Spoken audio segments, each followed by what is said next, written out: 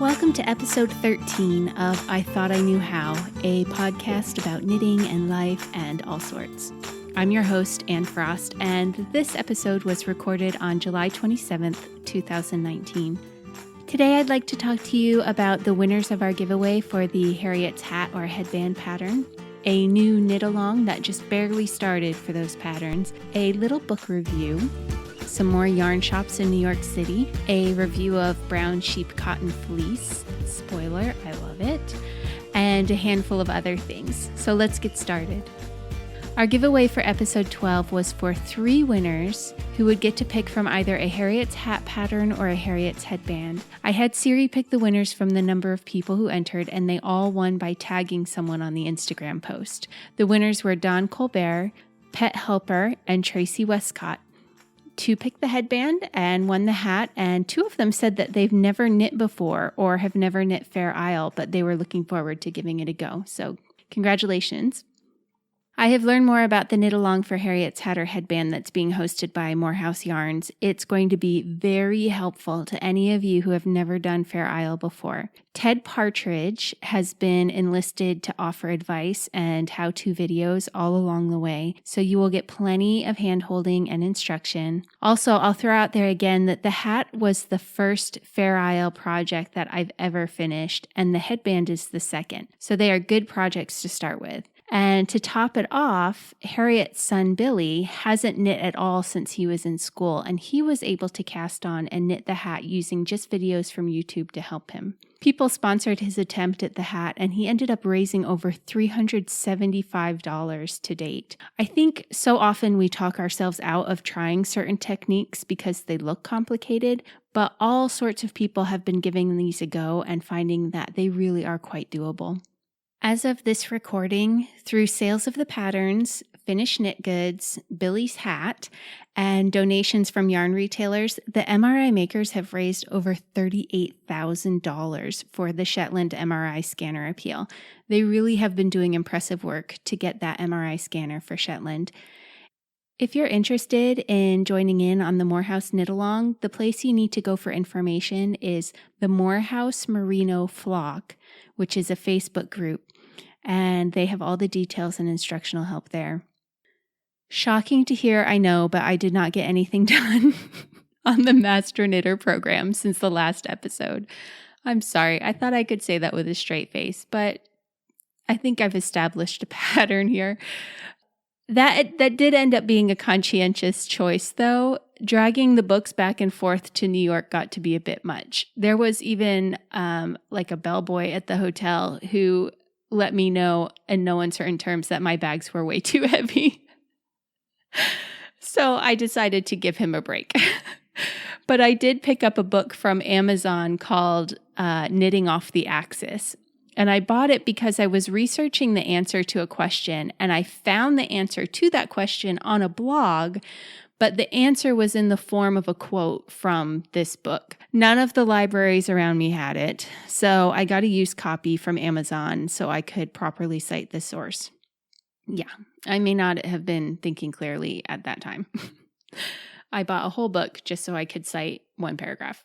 Anyway, I'm glad that I did pick up the book. It is full of some really interesting construction concepts. Quite a few of the sweaters are knit completely sideways, but there are plenty of more subtle uses of short rows and angled knitting, including bell sleeves and sideways cables. There's a man's cardigan called Eric that I think will be both fun to knit and something most men would be happy to wear. It ends up looking more like a jacket with diagonal pocket openings, and it has a cable that passes across the chest and a cable at the bottom rather than ribbing. As I look at it, this has a very strong potential for being a sweater for my husband. I've been looking closely at Dominique for myself, which is a lace open front cardigan that nips in at the waist and then extends down to a tunic length in what the designer calls a skirt, but really is just sort of a flare that I think would work well for a pear-shaped person like myself. Anyway, I got my quote to reference, and I got at least 3 patterns that I now want to knit. So now I just need the time. So check that book out. Again, it's called Knitting Off the Axis. We're going to take a bit of a break here for some music. I found this song the other day and I picked it because for the last 3 weeks, I've been heavily surrounded by young people. I know I have 2 young people in my home, but your own young people are different than young people in general. The area we were in New York was full of young people who were there to make things happen in their lives. And it was so fascinating to stand on the other side of that time of life and watch it unfolding for others. This is When We Were Young by Thomas Berg, and it reminds me a little bit of Oasis. Have a listen.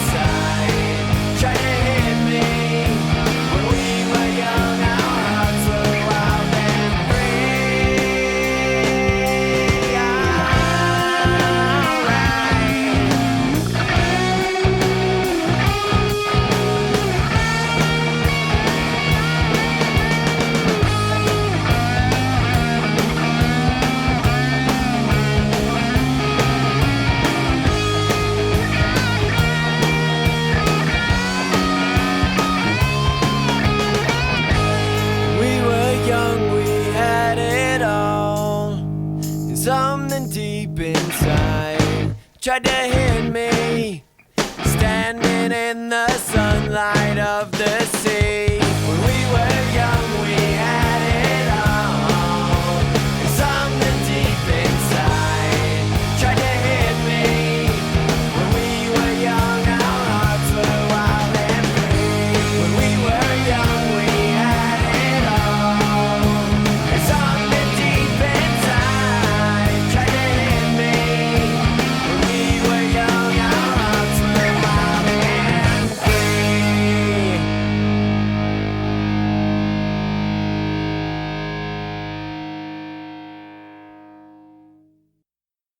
So we are done with New York for this summer. My daughter had a brilliant time in her pre-college classes at the Fashion Institute of Technology.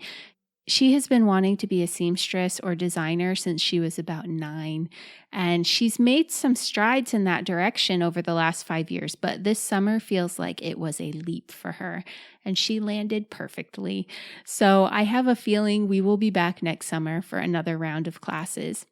I was able to make it to knitting in Bryant Park the other 2 weeks that we were there.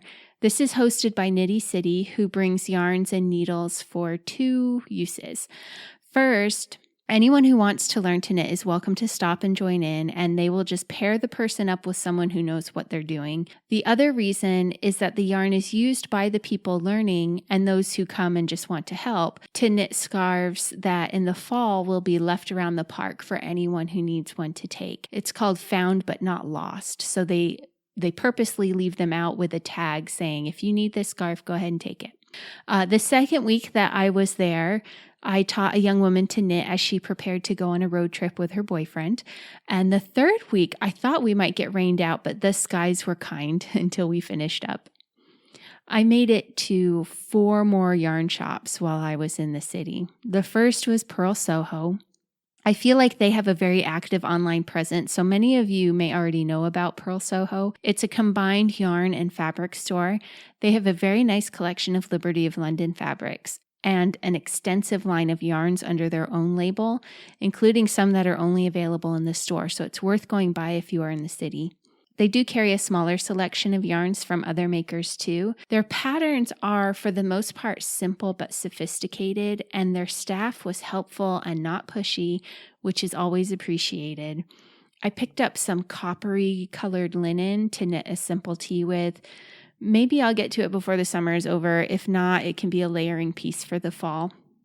Pearl Soho also hosts knit nights on Tuesday evenings every other week in the few hours before closing. So be sure to check out their social media accounts or website to get the details on that.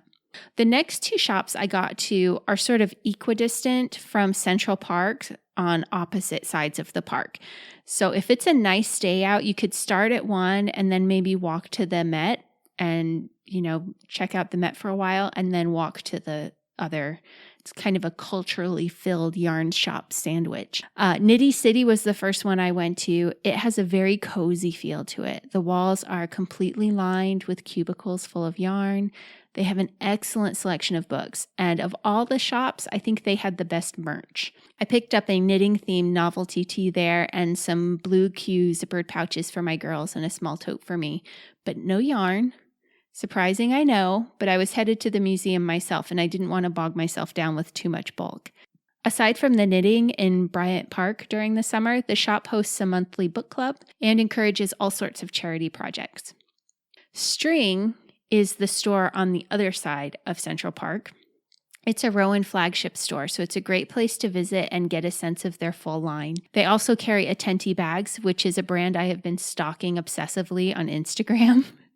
So it was nice to see them in person and see that their quality does appear to live up to expectations.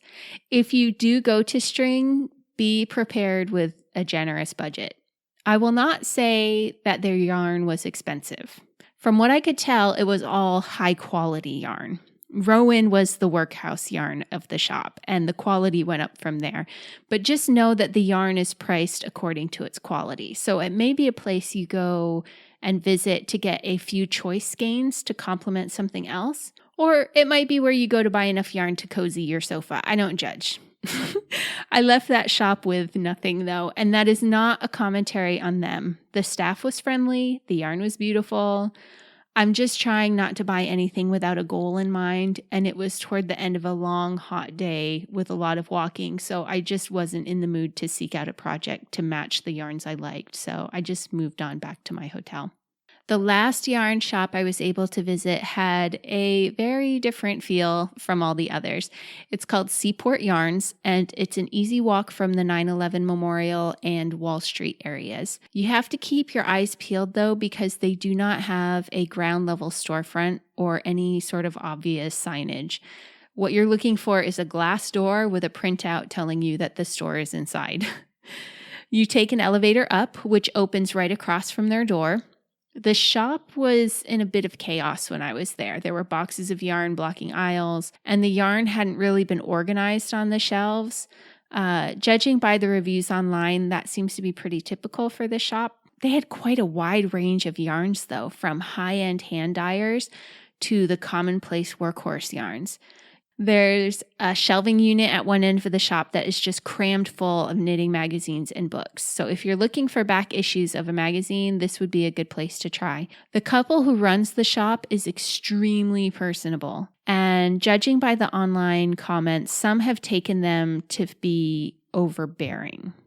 I think they're just very friendly, but they're also very knowledgeable and they want to help. So my advice is to check them out with a patient heart and be ready to get stuck in a conversation for a while.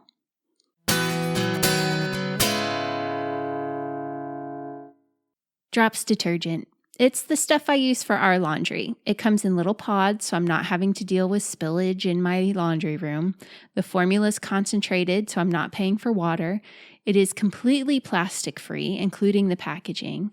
They have several different delivery levels, so you get as much as you need mailed to your door every quarter.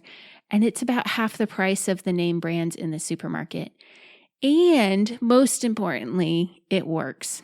Check it out at www.tinyurl.com/Dropz. That's DROPPS. And that needs to be all lowercase. And you'll be helping to support the show and do yourself a favor by having one less thing to worry about. tinyurl.com/DROPPS.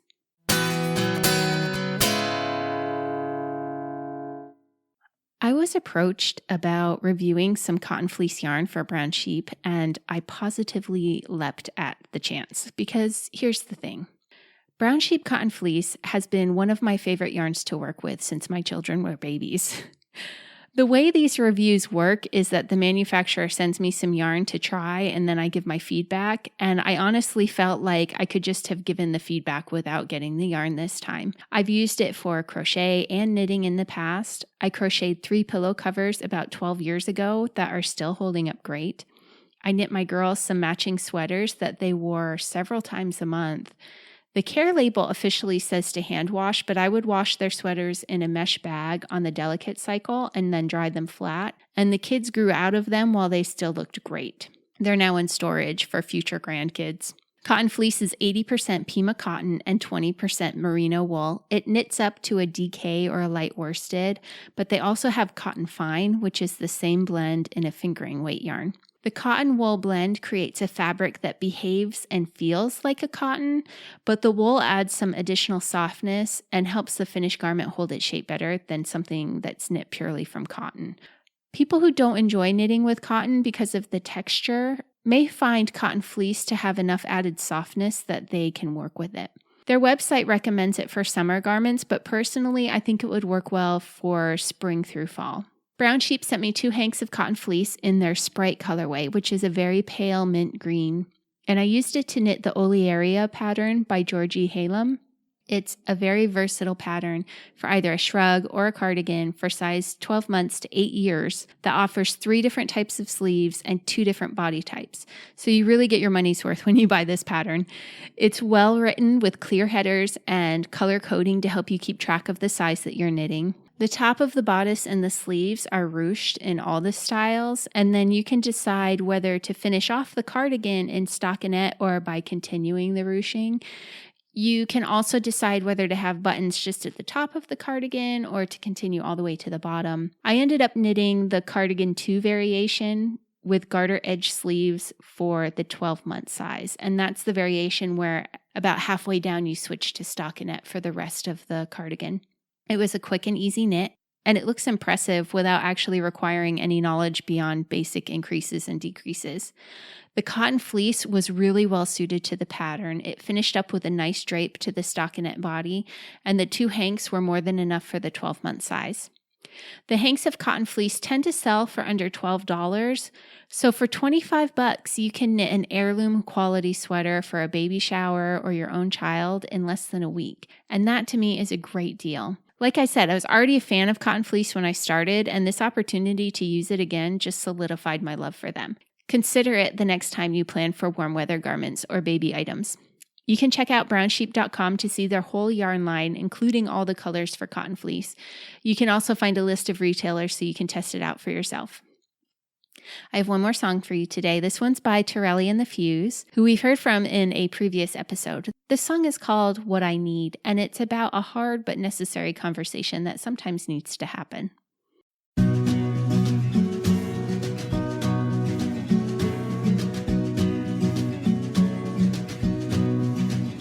In the morning, I see the sunny sky.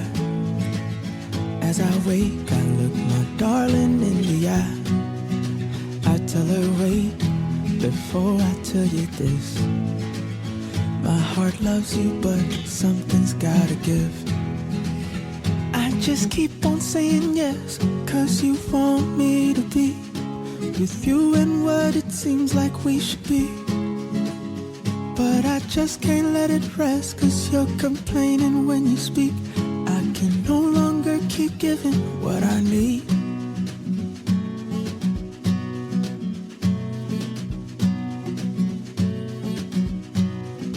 I ask my mama what she thinks of you.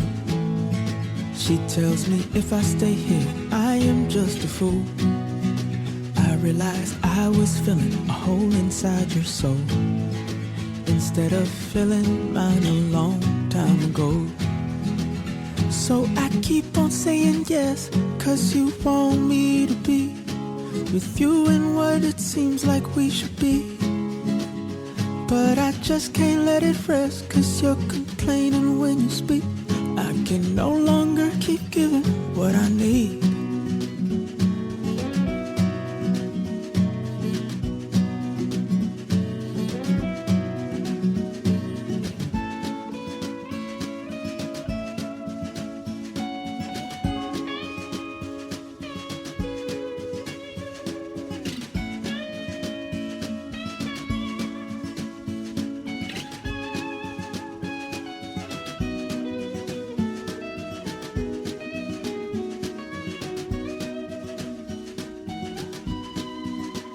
So I keep on saying yes, 'cause you want me to be with you and what it seems like we should be. But I just can't let it rest, 'cause you're complaining when you speak. I can no longer keep giving what I need.